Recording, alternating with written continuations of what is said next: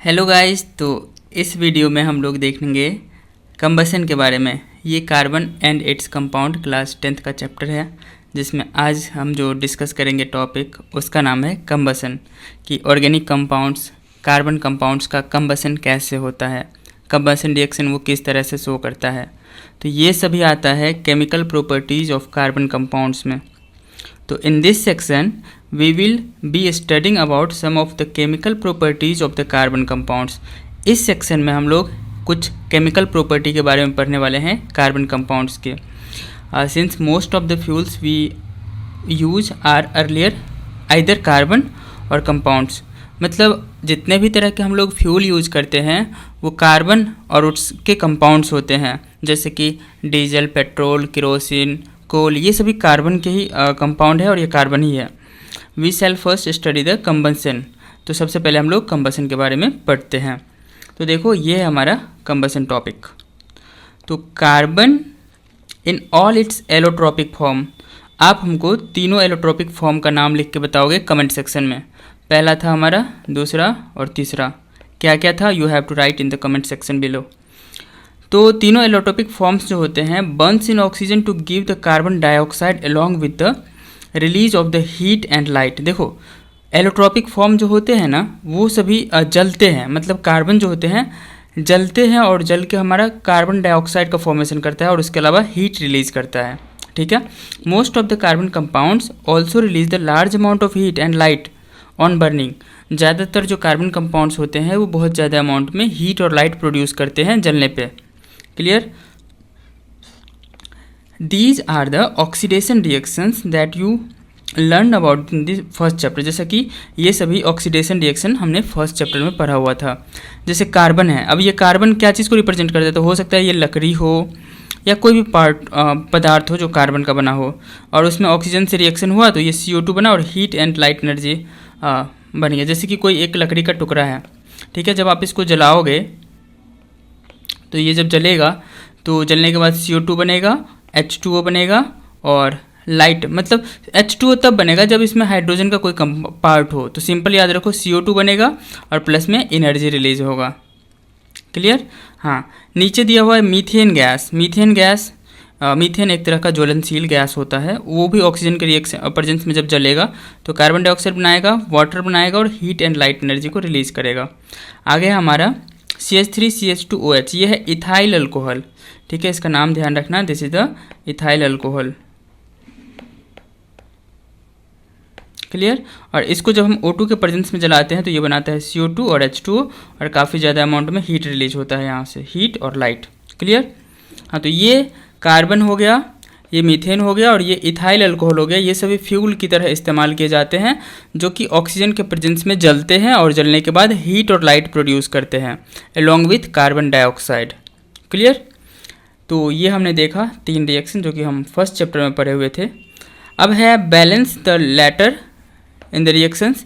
अब देखो, इस तीनों को बैलेंस करना है। ठीक है, तो बैलेंस खुद से करोगे।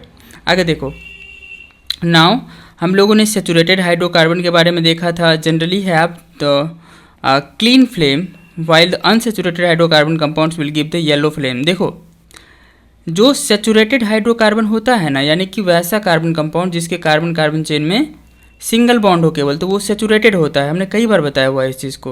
और अगर कार्बन चेन में डबल बॉन्ड आ गया कहीं भी, एक या एक से ज़्यादा या ट्रिपल बॉन्ड आ गया, तो वो अनसेचुरेटेड होते हैं। जैसे ये अनसेचुरेटेड है। ठीक है, अनसेचुरेटेड RATED। क्लियर। तो ये अनसेचुरेटेड है और ये सेचुरेटेड है। तो सेचुरेटेड हाइड्रोकार्बन जब ऑक्सीजन के प्रेजेंस में जलता है ना तो वो क्लीन फ्लेम के साथ जलता है, मतलब उसका जो लौ होता है बिल्कुल साफ होता है, क्लियर होता है। लेकिन जो अनसेचुरेटेड हाइड्रोकार्बन जलता है तो ये येलो फ्लेम के साथ जलता है।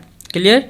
With lots of black smoke. जैसे आप लकड़ी को जलाओगे ना तो वहाँ पर पीला पीला कलर का फ्लेम निकलेगा, क्योंकि उसमें अनसेचुरेटेड हाइड्रोकार्बन है। इसके अलावा जब आप मोमबत्ती को जलाते हो तो उसमें भी येलोविश कलर का फ्लेम निकलता है। ठीक है। लेकिन हमारा जो LPG गैस है, घर के अंदर जो गैस जलाते हैं, तो वो पूरा अगर सब कुछ साफ़ सुथरा हो तो वो क्लीन ब्लू कलर का फ्लेम के साथ वो जलता है। ठीक है। तो उसका मतलब ये हुआ कि जो क्लीन फ्लेम के साथ जलता है वो सेचुरेटेड हाइड्रोकार्बन है, और जो जो येलो कलर के फ्लेम के साथ जले वो अनसैचुरेटेड हाइड्रोकार्बन है और उसमें ब्लैक स्मोक भी रिलीज होता है। दिस रिजल्ट्स इन द सूटी deposits on the material plate in the activity 4.3। और ये ब्लैक कलर का स्मोक निकलेगा तो ये सूटी डिपॉजिट होगा, मतलब वहाँ पर कालिख लग जाएगा जिस जगह पे भी हम जलाएंगे इस फ्यूल को। तो however limiting supply of air results in the incomplete combustion. देखो, अगर हम ऑक्सीजन का सप्लाई लिमिटेड कर देंगे, कम देंगे, तो वहाँ पर इनकम्प्लीट कंबसन होगा किसी भी फ्यूल का। Clear. Even saturated hydrocarbon giving the सूटी फ्लेम, मतलब यहाँ पर भी ब्लैक कलर का वो निकलेगा, क्या स्मोक निकलेगा। The gas kerosene stove used at home has inlets of air so that the sufficient oxygen rich mixture is burn to give the clean blue flame. देखो, जो केरोसिन तेल का हम लोग यूज़ करते हैं ना स्टोव के अंदर, तो उस समय हम उसको एयर जाने के लिए एक मतलब एयर सप्लाई वहाँ पर काफ़ी ज़्यादा होता है, जिसकी वजह से वो ब्लू कलर के फ्लेम के साथ जलता है, वहाँ पर कंप्लीट कंबसन हो पाता है। If you observe that the bottom of the cooking vessel, मतलब जो भी हमारा बर्तन होता है जिसमें खाना बनाते हैं, उसका जो नीचे वाला पेंदी होता है ना, जैसे कढ़ाई का नीचे वाला पेंदी देखो, ठीक है, तो गेटिंग ब्लैक एंड, वो काला हो जाता है। इसका मतलब ये हुआ that the air holes are blocked and the fuel is getting wasted. The fuels such as the coal or petroleum have some amount of the nitrogen and sulfur in them. Their combustion results in the formation of the oxides of sulfur and nitrogen, which are the major pollutants in the environment. तो देखो simple है कि जो fuel होते हैं ना, ठीक है, जैसे कोल हो गया, पेट्रोलियम हो गया, इसमें कुछ अमाउंट में नाइट्रोजन होता है, सल्फर होता है, और जिसकी वजह से जो जलता है तो उसका ऑक्साइड्स बनाता है। जैसे नाइट्रोजन का ऑक्साइड NO2 बनाएगा, सल्फर का ऑक्साइड SO2 बनाएगा, और ये सभी हमारे इन्वायरमेंट में जब रिलीज होंगे ना तो ये कॉज करता है पोल्यूशन। ठीक है, हाँ, तो आई होप आपको ये समझ में आया होगा। क्लियर। और देखो, लिमिटेड सप्लाई करेंगे ना ऑक्सीजन का तो क्या होगा, ध्यान से देखना। जैसे कार्बन है, तो कार्बन ऑक्सीजन के प्रेजेंस में जला तो ये होगा हमारा CO2 बनाएगा, CO2, ठीक है, और प्लस में एनर्जी रिलीज होगा, ये हीट के फॉर्म में होता है। क्लियर, आई होप ये क्लियर है। नंबर 2 पे यही कार्बन में ऑक्सीजन ही दे रहे हैं, लेकिन ये लिमिटेड है, तो यहाँ पर CO2 तो बनता ही है, प्लस में C, ये है सूट कार्बन, ठीक है, इसको कहते हैं सूट कार्बन, जो कि ब्लैक कलर का होगा, ठीक है, और जिसकी वजह से जैसे मान लो जहाँ पर भी एक लेयर है, ये है, ठीक है, और यहाँ पर हम एक जला रहे हैं कैंडल को। क्लियर। तो ये जो है ना, यहाँ पर ये पूरा एरिया ब्लैक हो जाएगा। अगर इसमें इनकम्प्लीट कंबसन हो रहा है तो ये ब्लैक हो जाएगा, क्योंकि यहाँ से स्मोक निकल रहा है। क्लियर। तो ये सूट कार्बन होता है, ये वाला, आगे समझ में, ठीक है। और जैसे कि मीथेन है, CH4 है, और इसमें हम ऑक्सीजन पूरा दिए, एक्सेस दिए, तो कोई मतलब ब्लू कलर के फ्लेम के साथ जलेगा, CO2 बनाएगा, H2O बनाएगा और हीट रिलीज करेगा, ठीक है। यहाँ पर कोई पीला पीला कलर का कुछ नहीं दिखेगा। क्लियर। तो ये था हमारा कंबसन रिएक्शन। क्लियर। आगे इसमें लिखा हुआ है, देखो क्या लिखा है, why do substance Burns with और विदाउट अ फ्लेम। मतलब कुछ सबस्टांस होते हैं जो फ्लेम के साथ जलते हैं और कुछ होते हैं जो फ्लेम के साथ नहीं जलते हैं, मतलब जलते हैं लेकिन उसमें फ्लेम नहीं होता, तो वो भी एक तरह का कंबसन रिएक्शन है। जैसे कि एक सिंपल सा एग्जांपल दे रहे हैं, जो लोहा होता है, लोहा जब जल जाता है, सॉरी जलता थोड़ी ना है वो, मतलब वहाँ पर भी कंबसन रिएक्शन होता है, आयरन ऑक्सीजन से रिएक्ट करके फेरिक ऑक्साइड या फेरस ऑक्साइड का फॉर्मेशन करता है, that is also the type of the combustion reaction. देखो क्या लिखा है, have you ever observe either a coal or a wood fire.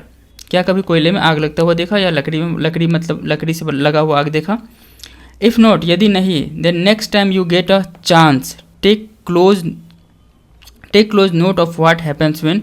अगर नहीं देखा है और आगे कभी मौका मिलता है देखने का, तब what happens when the wood और कोल starts to burn.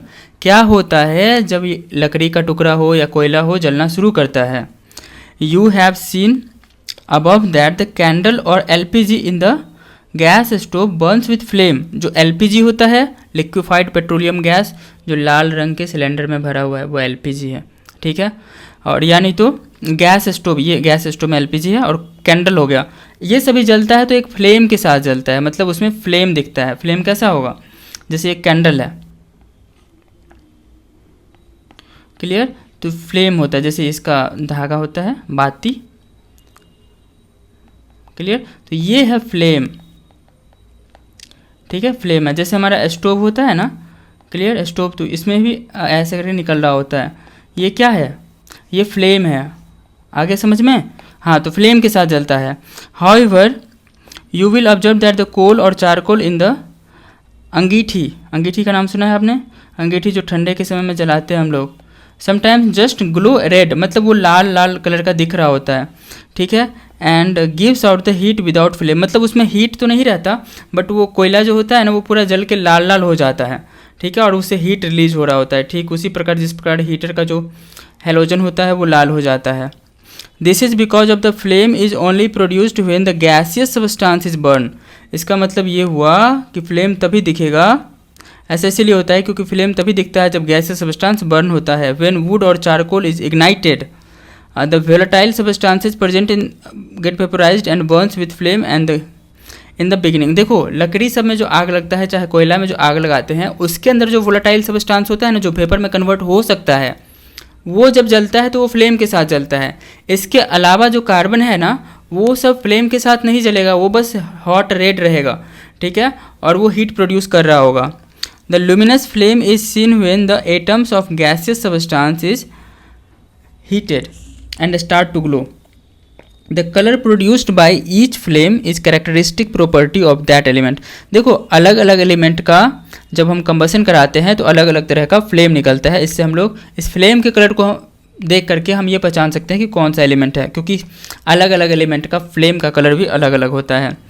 Try and heat a copper wire in the flame, मतलब एक कॉपर वायर लेना है और इसको हम फ्लेम पे हीट करेंगे, क्लियर। तो हीट करने पर क्या होगा, in a flame gas stoves and observe its colour, उसके बाद गैस स्टोव पे इसको हम लोग हीट करेंगे, उसके बाद इसके कलर को ऑब्जर्व करना है। You have seen that the incomplete combustion gives the suit with the carbon, यहाँ पर इनकम्प्लीट कंबसन होगा जिसकी वजह से यहाँ पर कार्बन का सूट बनेगा। On this basis what will you attribute to the yellow colour of the candle flame to, मतलब इसके बेसिस पे आप क्या बता सकते हो, इसका येलो कलर का जो वो होता है कैंडल स्टिक, कैंडल में जो जलता है ना वो फ्लेम, तो येलो कलर का होता है, इसके बारे में आप क्या बताओगे। तो इसके बारे में वेरी सिंपल है, यहाँ पर जो धागा होता है वो जल रहा होता है येलो कलर के साथ, और यहाँ पर जो गैसियस फॉर्म में आता है मोम, कैंडल का वैक्स, वो जल के निकल जाता है, क्लियर। चलो आगे देखते हैं। Formation of coal and petroleum, ये कोल और पेट्रोलियम कैसे बनता है, तो इसके बारे में ध्यान से सुनो। देखो क्या होता है जब कभी कभी बहुत बड़ा त्रासदी आ जाता है, ठीक है, बहुत बड़ा बड़ा भूकंप आ गया जिसमें तहस नहस हो गया, जो बड़ा बड़ा पेड़ सब जो था वो धरती के अंदर जब दब जाता है, और वो जब मतलब living organism, living part, living plant धरती के अंदर दब जाता है और वो बहुत दिन तक दबा हुआ रहता है, तो वहाँ पर वाटर और एयर का कमी होता है, ठीक है, और हाई प्रेशर हाई टेम्परेचर हो जाता है। इसी कंडीशन में वो लाखों वर्षों तक रहते हैं ना, हज़ारों करोड़ों वर्षों तक, तो वो कोल में कन्वर्ट हो जाता है और पेट्रोलियम में कन्वर्ट हो जाता है। प्लांट वाला पार्ट कोल बन जाता है और एनिमल वाला पार्ट पेट्रोलियम बन जाता है। जैसे देखो coal and petroleum have been formed from the biomass, biomass मतलब लिविंग ऑर्गेनिज्म का mass, which has been subjected to the various biological and geological process, मतलब बहुत सारा ऐसा बायोलॉजिकल या जियोलॉजिकल प्रोसेस हुआ जिसके द्वारा वो क्या हुआ, दब गया। Coal is remains of trees, ferns and other plants that life millions of year ago, मतलब लाखों साल पहले जो ट्रीज़ है, फर्न है, पहले हुआ करते थे, वो ज़मीन के अंदर दब गए किसी कारण से, तो वो सभी कोयला में कन्वर्ट हो गए, कोल में, ठीक है। These where crossed into the earth perhaps by the earthquake, ये हो सकता है अर्थक्वेक के द्वारा दब गया अंदर, वोल्केनिक इरप्शन के द्वारा दब गया अंदर, ये जो होता है ना ज्वालामुखी विस्फोट, इन सभी के द्वारा या किसी भी तरीके से। They were passed down by layer of the earth rock, मतलब वो अर्थ का जो लेयर है ना, लेयर बाय लेयर नीचे बैठते गया। They slowly decayed into the coal, वो धीरे धीरे डीके हो करके कोल में बन गया, ठीक है। जैसे एक ट्री था, वो ट्री दब गया नीचे, तो ये कोल में कन्वर्ट हो जाएगा। Oil and gases are the remains of the millions of the tiny plants and animals that live in a sea. जो समुद्र के अंदर प्लांट और एनिमल होते हैं ना, उसके द्वारा, उसके अवशेष से जो बनता है वो हमारा पेट्रोलियम बनता है, ठीक है। When they die their bodies sank to the sea bed. Sea bed मतलब जैसे समुद्र है, समुद्र का जो ये तली होता है ना, ये सी बेड है, ठीक है। कोई ऑर्गेनिज्म है, ठीक है, ये मर गया तो ये नीचे चला जाएगा और धीरे धीरे ये भी रॉक के अंदर चला जाएगा, नीचे नीचे नीचे, clear. And covered by slit, मतलब वो बालू सबसे धीरे धीरे कवर्ड हो जाएगा। बैक्टीरिया अटैक करेगा उस पर, डेड रिमेन्स पे, turning into the oil and gas under the high pressure they were being subjected to the. Meanwhile this silt was slowly compressed into rock. देखो ये जो ऑर्गेनिज्म था ना, वो धीरे धीरे बहुत सारे लेयर के नीचे चला गया, क्लियर। अब यहाँ पर क्या होगा, हाई टेम्परेचर हाई प्रेशर के कारण ये ऑयल में कन्वर्ट हो जाएगा, क्लियर, रॉक के अंदर। The oil and gases seeped into the porous parts of the rock. मतलब वो जो ऑयल है, गैसेज है, वो रॉक का जो पोरस पार्ट होता है ना, उससे वो ट्रैवल करके आगे बढ़ जाता है। And got trapped like water in a sponge. और वो एक खाली जगह पे जहाँ वहाँ पर जाके ट्रैप हो जाएगा। You can guess why the coal and petroleum are called fossil fuel. अब यहाँ पर क्वेश्चन पूछ रहा है कि आप ऐसा गेस कर सकते हैं, कैन यू गेस कि कोल और पेट्रोलियम को फॉसिल फ्यूल क्यों कहा जाता है। क्योंकि कोल और पेट्रोलियम जो होता है वो लिविंग ऑर्गेनिज्म का रिमेन्स होता है। जैसे कोल हो गया पेड़ पौधों का, ठीक है, ये जो फर्न्स होता है वो भी तो प्लांट ही है, ठीक है। और जो लिविंग ऑर्गेनिज्म समुद्र में पाए जाते हैं वो सब का जो है ना, वो पेट्रोलियम बनता है, इसीलिए उसको हम लोग फॉसिल फ्यूल कहते हैं। आई होप ये आपको समझ में आया होगा। See you in the next video with next topic. Thank you, bye bye.